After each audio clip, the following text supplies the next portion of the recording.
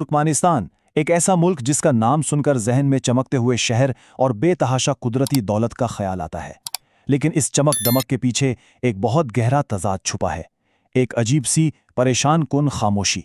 आइए आज इसी सुनहरे पिंजरे की कहानी को समझते हैं। अच्छा, इस तजाद को ऐसे समझें कि एक तरफ तो ये मुल्क कुदरती गैस के ज़खायर में दुनिया में चौथे नंबर पर है, यानी दौलत की कोई कमी नहीं होनी चाहिए।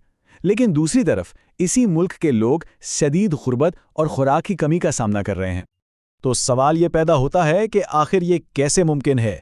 इसका जवाब हमें इस मुल्क की तारीख, इसके हुक्मरानों और एक ऐसे अजीबो-गरीब निज़ाम में मिलता है जिसे सिर्फ और सिर्फ आवाम को कंट्रोल करने के लिए बनाया गया है। तो चलें कहानी शुरू से शुरू करते हैं। तुर्कमेनिस्तान का क़याम किसी अवामी इनकलाब या आज़ादी की जदोजहद से नहीं हुआ था, बल्कि ये तो बस इक़्तिदार की एक बहुत ही सादा सी मुंतकली थी। देखें, कई दहाइयों तक तुर्कमेनिस्तान सोवियत यूनियन का एक दूर दराज भुला दिया गया हिस्सा था। किसी को इसकी ज़्यादा परवाह नहीं थी। फिर जब 1991 में सोवियत यूनियन टूटा तो यहाँ अचानक ताकत का एक बहुत बड़ा खला पैदा हो गया। लेकिन यहाँ कोई आज़ादी का जश्न नहीं मनाया गया, कोई तब्दीली नहीं आई। हुआ बस ये कि वही पुराने सोवियत दौर के अहलकार, उन्होंने सिर्फ झंडा बदला और हुकूमत में वापस आ गए। और फिर इन सब में से एक शख्स ने पूरे मुल्क पर अपना मुकम्मल कंट्रोल कायम कर लिया। और उस शख्स का नाम था सिफर मुराद नियाज़ोव। इसने 20वीं सदी की तारीख का एक सबसे अजीब और मुतलकुल अनान शख्सी दौरे हुकूमत कायम किया। सबसे पहले तो उसने अपना नाम बदला और खुद को तुर्कमान बाशी का लक़ब दिया, जिसका मतलब है तमाम तुर्कमानों का रहनुमा या बाप।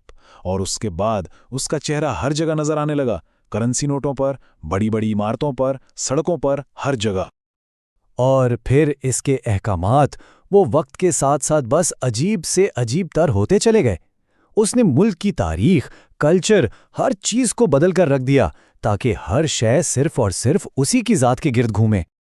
शायद उसके दौर की सबसे बड़ी मिसाल उसका वो 40 फुट ऊंचा खालिस सोने का मुजस्समा था, जो सूरज के साथ साथ घूमता था ताकि उसका रुख हमेशा सूरज की तरफ रहे। और ये सब उस वक्त हो रहा था जब मुल्क के आम लोग रोटी के लिए लंबी लंबी लाइनों में खड़े थे। अच्छा, 2006 में नियाज़ोव का इंतकाल हो गया। लोगों को लगा कि शायद अब कुछ बदलेगा, कोई बेहतरी आएगी। लेकिन ये उम्मीद बहुत जल्द दम तोड़ गई, क्योंकि इसके जानशीन ने आके कंट्रोल के उसी निज़ाम को और भी ज़्यादा मजबूत कर दिया। और ये जानशीन कौन था? कुर्बान कली बर्दी मोहम्मदोव, जो हैरानकुन तौर पर नियाज़ोव का ज़ाती डेंटिस्ट था। इसने इक़्तिदार संभाला और ख़ुद को अरकादाग का लक़ब दिया, यानी मुहाफ़िज़।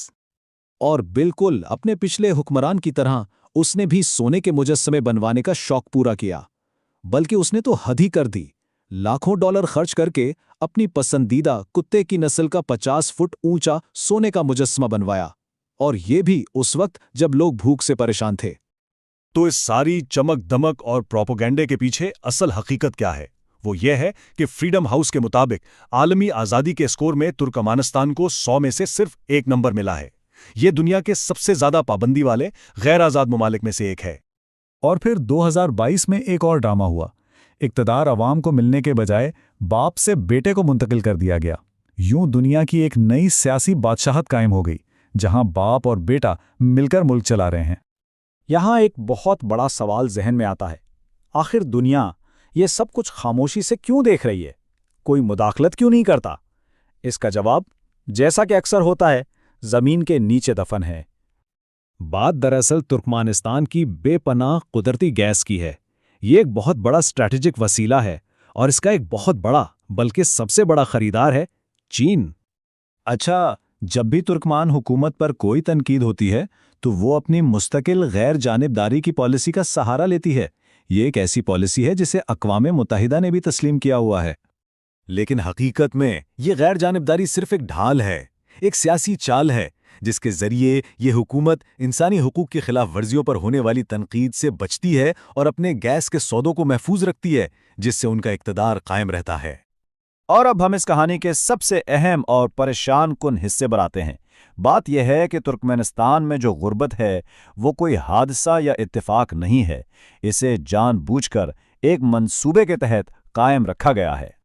हर साल गैस बेचकर जो अरबों डॉलर आते हैं, वो पैसा आवाम की सेहत, तालीम या खुराक पर खर्च नहीं होता, بلکہ وہ سیدھا حکمران طبقے کے محلات، لگژری گاڑیوں، مزید مجسموں اور ان کے خفیہ آف شور بینک اکاؤنٹس میں چلا جاتا ہے۔ معاشیات میں ایک اصطلاح استعمال ہوتی ہے وسائل کی لعنت، یعنی ریسورس کرس۔ ترکمانستان اس کی سب سے بڑی مثال ہے۔ یہ ایک ایسی صورتحال ہے جہاں قدرتی دولت کسی ملک کے لیے نعمت کے بجائے زحمت بن جاتی ہے۔ تو کئی دہائیوں کے جبر اور کنٹرول نے وہاں کے لوگوں کو زندہ رہنے کا ایک بہت ہی سادہ سا اصول سکھا دیا ہے: خاموش رہو تو محفوظ رہو گے۔ اور یہی وجہ ہے کہ سونے کے مجسموں اور چمکتی عمارتوں کی اس سرزمین میں جو سب سے اونچی اور واضح آواز سنائی دیتی ہے وہ ایک بہت گہری، کان پھاڑ دینے والی خاموشی کی ہے۔